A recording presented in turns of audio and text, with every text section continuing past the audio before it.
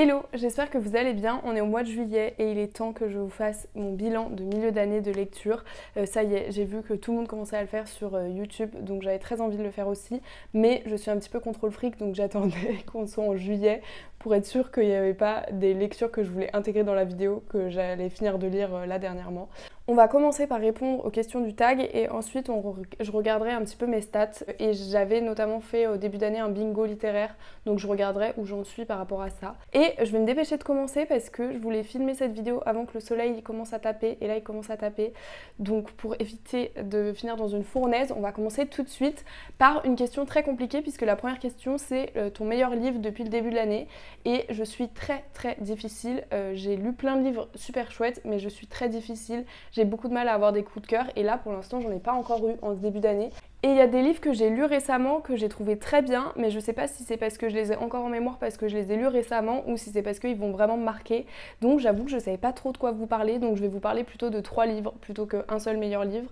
Le premier livre, je vous en ai déjà parlé, c'est L'Hospitalité aux démons. C'est un livre qui m'a marqué parce que déjà c'est une thématique très dure, on parle d'inceste, on parle de violence sur mineurs, on parle de VSS.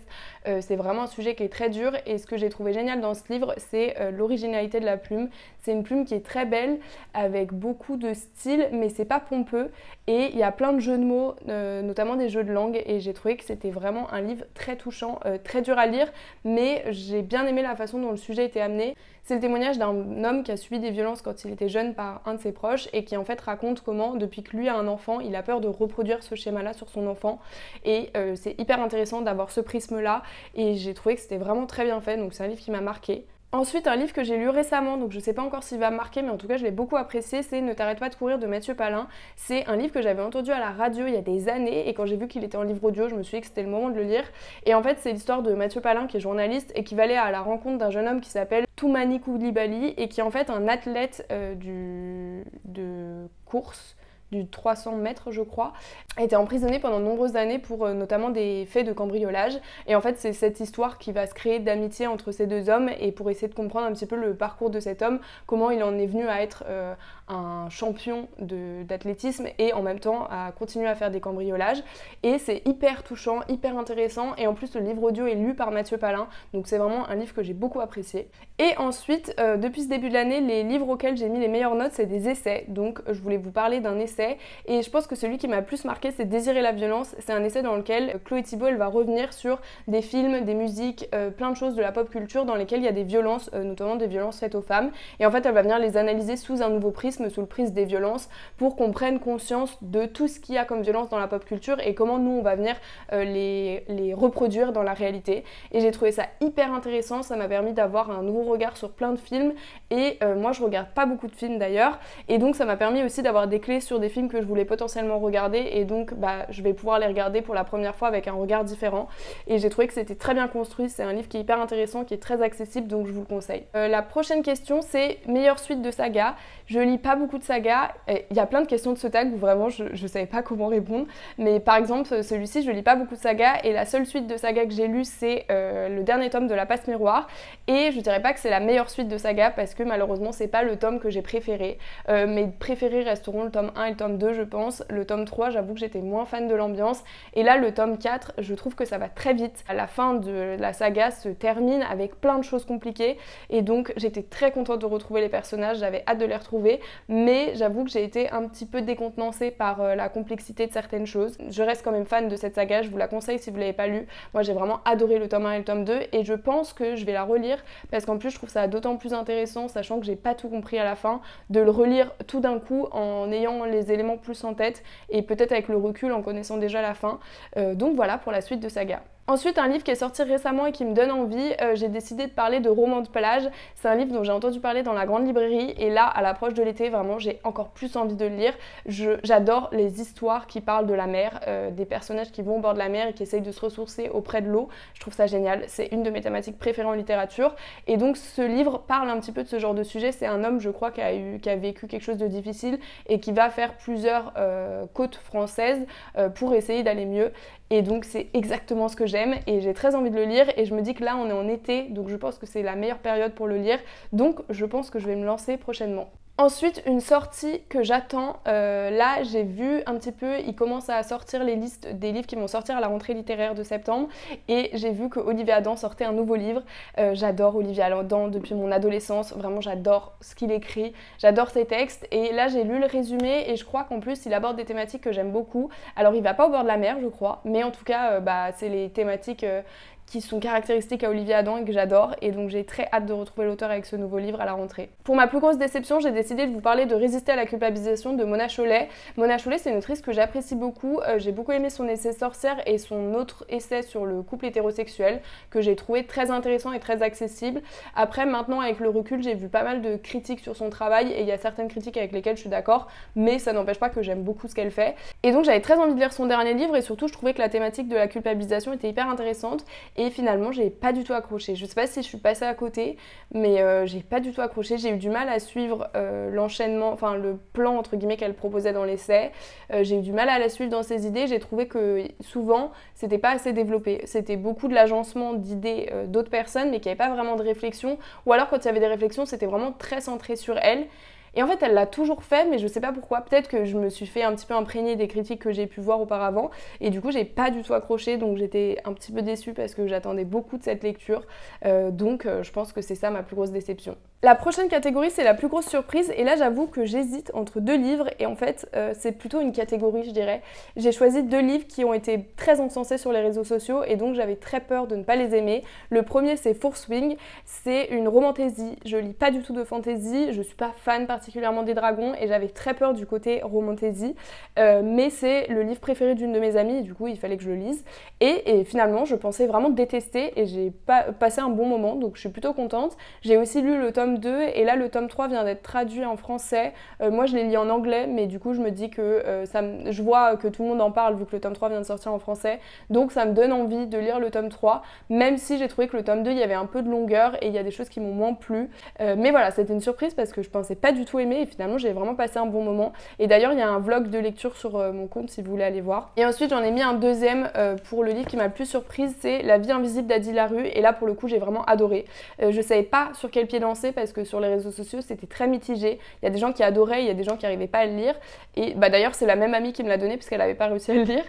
Et j'ai adoré. J'ai adoré le personnage d'Adi, j'ai adoré toutes les réflexions qu'il y a autour du livre, j'ai adoré le fait que ce soit un livre très lent avec beaucoup d'introspection parce que j'avoue que j'ai été un peu déçue par la fin du livre, mais j'ai vraiment passé un bon moment et j'ai trouvé que c'était très bien fait, donc j'étais très surprise. Ensuite, nouvelle auteur ou autrice préférée, là c'était difficile parce que j'ai pas lu beaucoup de textes d'un même auteur, à part Fourth Wing peut-être, et Lou, mais ça compte pas. Mais je dirais que c'est Carole Martinez. En début d'année, j'ai lu Dors ton sommeil de brute, qui est le dernier livre qu'elle a sorti. Et en fait, j'ai été la voir en dédicace avec ma mère et j'ai adoré la personne qu'elle était.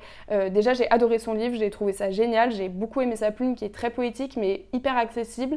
Et je l'ai trouvée très, très drôle. Et puis en fait, elle est... Enfin, vraiment, quand on la voit en vrai, c'est vraiment une femme très intéressante. Et donc, c'est une femme que j'ai beaucoup aimée. Et ma mère aime beaucoup son travail, donc elle a beaucoup de livres dans sa bibliothèque. Donc je pense que je vais pas tarder à en lire un autre d'elle, surtout qu'elle a écrit un livre sur les recluses et j'ai un petit peu une obsession avec la thématique des recluses. J'ai envie de lire plein de livres sur le sujet, donc je pense que je vais probablement lire d'autres livres de cette autrice. Ensuite, la question c'est nouveau crush, et j'avoue que j'ai rarement des crushs littéraires, donc malheureusement il n'y aura rien dans cette catégorie. Mais par contre, dans nouveaux personnages préférés, j'ai envie de tricher un petit peu parce que j'ai envie de dire Ophélie, mais j'ai envie de dire deux Ophélie différentes. D'abord évidemment il y a Ophélie de la Passe Miroir, j'aime beaucoup ce personnage. Je sais pas si je préfère Thorne ou Ophélie, mais en tout cas j'aime tellement les personnages de la Passe Miroir. Et après je pourrais même dire Archibald, je sais pas, mais j'adore les personnages de la Passe Miroir. Mais là ma petite triche c'était que j'ai aussi beaucoup aimé le personnage d'Ophélie dans La Candidate, qui est un livre qui parle de télé-réalité. Et Ophélie c'est une jeune fille qui va participer à une télé-réalité pour suivre un homme qu'elle aime. Et j'ai adoré ce livre, je l'ai trouvé génial et j'ai trouvé son personnage hyper intéressant parce que c'est un personnage qui vient d'un milieu pas forcément aisé, qui va se lancer dans la télé-réalité pour essayer de suivre quelqu'un qu'elle aime, et en fait elle va se confronter à toutes les violences qu'il y a dans la télé-réalité et qu'il y a après la télé-réalité, et j'ai trouvé que son personnage était très touchant, donc c'est vraiment un personnage que j'ai beaucoup apprécié. Un livre qui m'a fait pleurer, et d'ailleurs je crois que je l'ai en papier mais que j'ai oublié de le prendre, je ne sais pas où il est, je crois que je l'ai prêté à ma mère, c'est Des souris et des hommes. Au début quand j'ai vu cette question je savais pas quoi répondre, et en fait je me suis dit mais attends, mais là, Des souris et des hommes, j'ai pleuré. C'est un classique que j'ai lu, j'avais un petit peu peur parce que pareil, on en avait pas un peu parlé sur les réseaux sociaux, donc j'avais un peu peur de ce que ça allait donner. Et en fait, c'est une histoire d'amitié extrêmement touchante, c'est extrêmement beau, ça parle de thématiques très intéressantes et enfin voilà, j'ai pleuré toutes les larmes de mon corps à la fin. Donc c'est vraiment une lecture classique qui est hyper accessible, donc si vous avez peur de lire des livres classiques, je vous le conseille parce qu'il est très court et qu'il est très facile à lire. Et c'est vraiment un livre que j'ai adoré, qui est très touchant. Ensuite, un livre qui m'a rendue heureuse, là par contre j'ai trouvé beaucoup plus vite, je vous en ai parlé je crois, c'est le roman graphique Le Seul Endroit. C'est un roman graphique qui a été un petit peu doudou pour moi, j'ai trouvé qu'il avait une énergie qui était hyper bienveillante, hyper positive. J'ai adoré la relation entre les personnages, j'ai adoré le personnage du roman graphique, c'est vraiment un roman graphique qui m'a fait du bien, donc je pense que c'est celui que je mettrais dans le livre qui m'a rendue le plus heureuse. La prochaine question, c'est le livre le plus beau, et ça j'avoue que c'est un peu difficile comme question, et cette année je pense que j'ai lu autant de livres papier que de livres audio et digitaux, et du coup j'ai pas vraiment beaucoup de jolis livres. Après j'aime beaucoup Circé, je trouve qu'il est très beau et que cet effet de lumière qu'il y a, parce que c'est du... je sais pas comment expliquer, mais vous voyez. Je trouve que c'est un très bel objet. Et en plus, moi j'ai beaucoup aimé l'histoire de Circé. J'avais jamais lu de réécriture mythologique, c'était ma première, et je pense que c'était très bien pour commencer, parce qu'en plus c'est une réécriture mythologique et on est quand même dans un texte assez féministe. Le personnage de Circé est un personnage très fort, autant dans la description que Madeline Miller en fait, que dans le personnage en lui-même parce qu'il vit.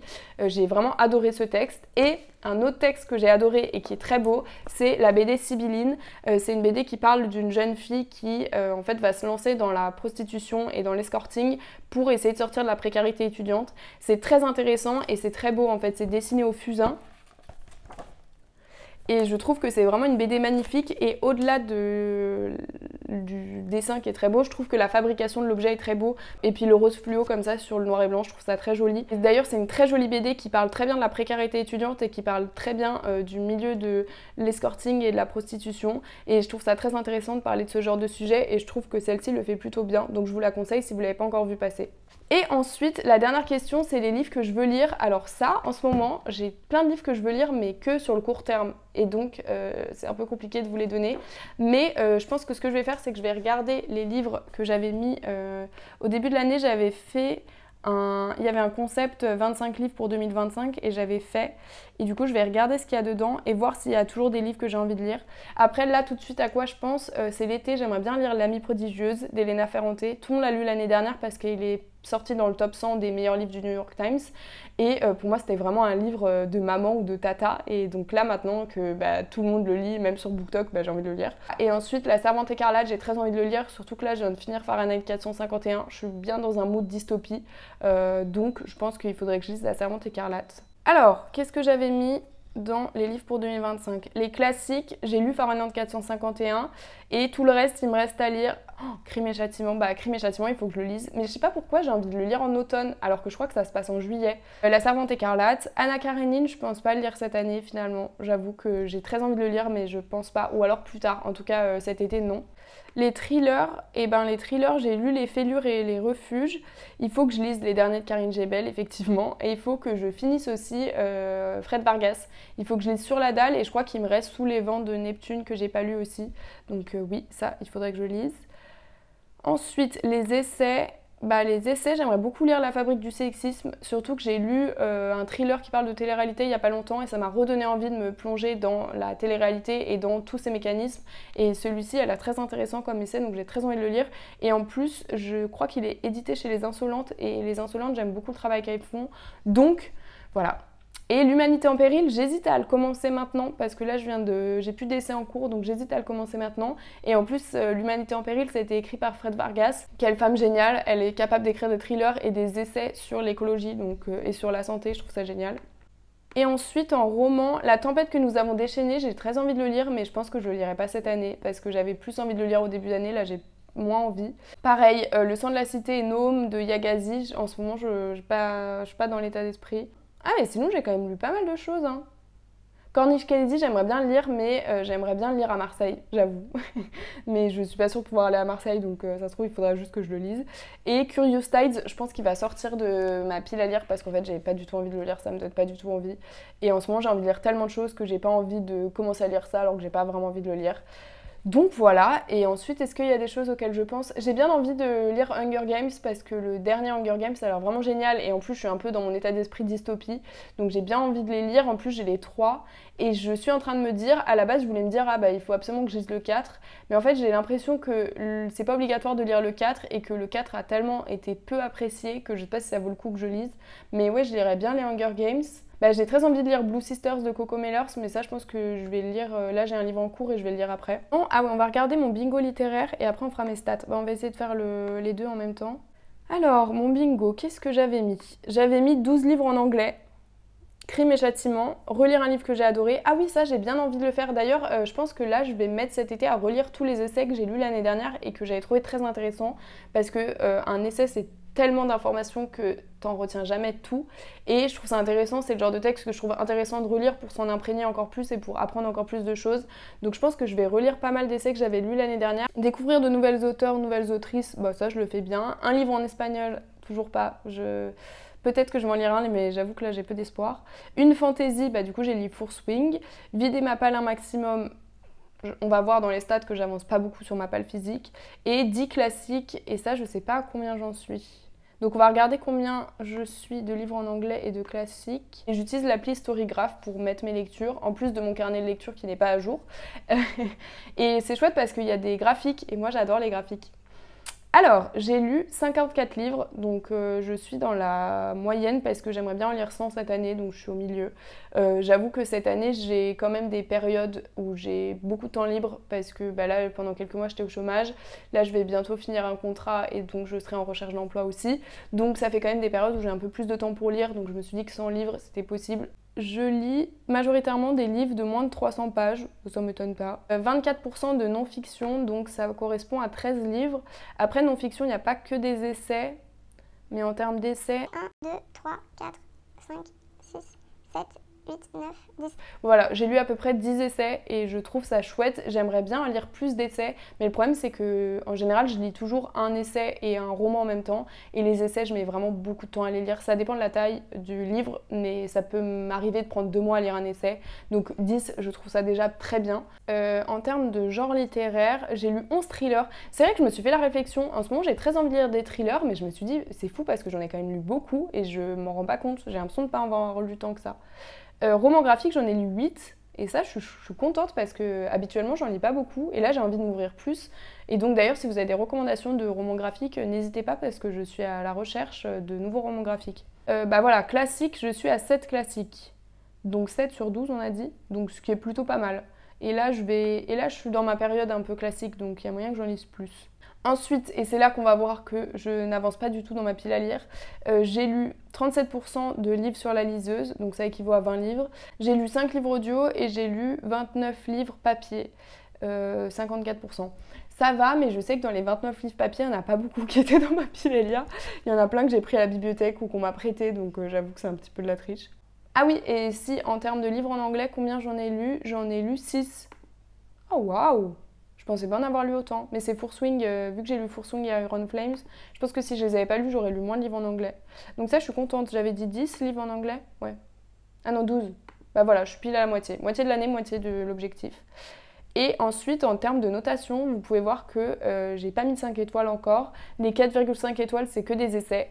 Et ensuite, ouais, j'ai eu plutôt des bonnes lectures ou des lectures moyennes. J'ai pas eu de coup de cœur. Voilà pour mon bilan lecture de ce milieu d'année. J'ai adoré faire cette vidéo, donc j'espère qu'elle vous a plu. J'adore faire un bilan et revenir sur les choses que j'ai lues. Surtout, je trouve ça trop intéressant maintenant qu'il y a des graphiques de voir un petit peu ce que je lis comme genre littéraire, combien de livres je lis, etc. Je trouve ça intéressant. Oui, évidemment, la lecture reste un plaisir. Si vous, ça vous intéresse pas de faire des graphiques et de compter combien de livres vous lisez, chacun fait comme il veut. Moi, j'aime bien faire ça. N'hésitez pas à me dire si vous avez eu des coups de cœur. Je serais curieuse de voir quels livres vous ont marqué en ce début d'année. Et je vous dis à la semaine prochaine pour une nouvelle vidéo.